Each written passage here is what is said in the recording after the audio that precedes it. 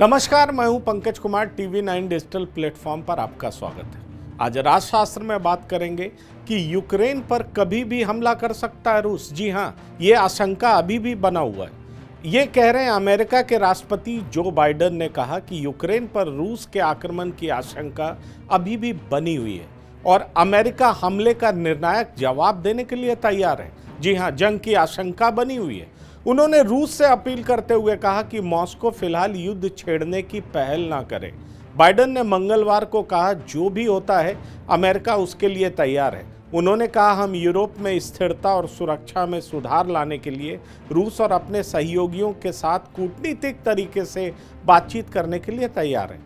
Ukraine पर रूस द्वारा हमला करने की आशंका अभी भी बनी हुई है और हम हमला करने पर निर्णायक प्रतिक्रिया देने के लिए तैयार हैं। उन्होंने कहा कि आक्रमण की आशंका अभी भी बनी हुई है, इसलिए मैंने कई बार कहा है कि सभी अमेरिकी नागरिकों को सुरक्षित लौटने में देर होने से पहले यूक्रेन छोड़ देना चाहिए।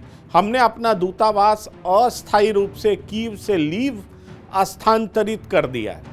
उनका यह बयान तब आया है जब अमेरिका के रक्षा मंत्री लॉयड ऑस्टिन यूरोप में बढ़ते संकट के बीच क्षेत्र की यात्रा पर रवाना हुए हैं। बाइडेन ने कहा कि अमेरिका इस मुद्दे को हल करने के लिए कूटनीतिक तरीके से बातचीत के लिए अब भी तैयार है। उन्होंने कहा कि रूस के 1.5 लाख से अधिक सैनिक अब भी यूक्रेन सीमा पर एकत्रित हैं। उन्होंने ये भी कहा कि रूस के रक्षा मंत्रालय ने आज कहा कि यूक्रेन के समीप कुछ सैन्य इकाइयां अपनी तैनाती छोड़ रही हैं। यह अच्छा होगा, लेकिन अभी तक इसकी पुष्टि नहीं की है। हमारे विश्लेषकों ने संकेत दिया है कि वे अब भी काफी संख्या में तैनात हैं। जी हां, यूक्रेन बॉर्डर पर रूसी सैनिक। अमेरिकी राष्ट्रपति ने कहा कि अगर रूस आने वाले दिनों या हफ्तों में यूक्रेन पर हमला करता है तो यूक्रेन के लिए मानवीय क्षति बहुत ज़्यादा होगी और रूस के लिए सामरिक क्षति बहुत ज़्यादा होगी। उन्होंने कहा कि अगर रूस यूक्रेन पर हमला करता है तो पूरा अंतर्राष्ट्रीय समुदाय इसकी निंदा करेगा। दुनिया यह नहीं भूलेगी कि रूस ने बिना वजह मौत और बर्बादी चुनी। यूक्रेन पर हमला करना खुद को चोट पहुंचाने वाला साबित होगा। अमेरिका और हमारे सहयोगी निर्णायक रूप से प्रतिक्रिया देंगे। जी हां, अमेरिका ने बिल्कुल साफ साफ कर दिया। अमेरिकी राष्ट्रपति ने यूक्रेन में अमेरिकी सैनिकों को भेजने से भी इनकार किया। उन्होंने कहा कि मैं यूक्रेन में लड़ाई के लिए अमेरिकी सैनिकों को नहीं भेजूंगा। हमने यूक्रेन की सेना को देश की रक्षा करने में मदद करने के लिए उपकरण भेजे हैं। हमने उन्हें प्रशिक्षण और परामर्श दिया है। अमेरिका पूरी ताकत के साथ नाटो क्षेत्र की एक एक इंच जमीन की रक्षा करेगा। लेकिन अगर रूस यूक्रेन पर हमला करता है तो यह मर्जी से किया गया युद्ध या अकारण किया गया युद्ध होगा। मैं उकसावे के लिए नहीं बल्कि सच बोलने के लिए ये चीज कहता हूँ, क्योंकि सच जवाबदेही मायने रखती है। अगर रूस आने वाले कुछ दिनों और हफ्तों में हमला करता है तो यूक्रेन के लिए मानवीय क्षति बहुत ज्यादा होगी। बाइडेन ने कहा अमेरिका और नाटो रूस के लिए खतरा नहीं है। उन्होंने कहा कि यूक्रेन रूस को धमका नहीं रहा है।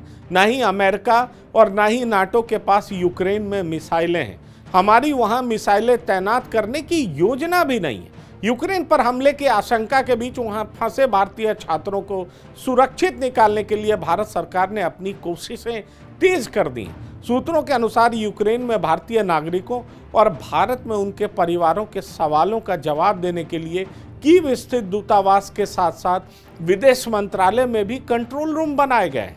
भारत सरकार इस समय यूक्रेन सरकार और उनके नागर विमानन प्राधिकरण से बात कर रही है ताकि दोनों देशों के बीच ज़्यादा से ज़्यादा फ्लाइट्स का इंतजाम किया जा सके। विदेश मंत्रालय का कहना है कि यूक्रेन में भारतीय दूतावास ने 24 घंटे तक चलने वाला हेल्पलाइन नंबर भी जारी कर दिया है। तो जाहिर तौर पर अमेरिका भी अपने नागरिकों के लिए चिंतित है, वहीं भारत भी वहां रहने वाले छात्रों और नागरिकों के लिए बेहद चिंतित है और इसीलिए हेल्पलाइन नंबर भी जारी किए गए हैं। और इस सब के बीच एक बड़ी खबर ये भी आ रही है कि कनाडा ने साफ ऐलान कर दिया है कि वो यूक्रेन को मदद करेगा और इसके लिए भारी मात्रा में हथियार भी सप्लाई जारी करेगा। इसलिए ये कहा जा रहा है कि जंग की आशंका अभी भी बनी हुई है और अमेरिका के मुताबिक 1.5 लाख सैनिक अभी भी बॉर्डर पर तैनात हैं। तो जाहिर तौर पर बैकडोर डिप्लोमेसी जारी है, लेकिन जंग की आशंका को इनकार नहीं किया जा सकता। ये राष्ट्रपति अमेरिका के जो हैं जो बाइडेन, उन्होंने कहा। फिलहाल राजशास्त्र में इतना ही। आप बने रहिए TV9 डिजिटल के साथ। धन्यवाद, नमस्कार।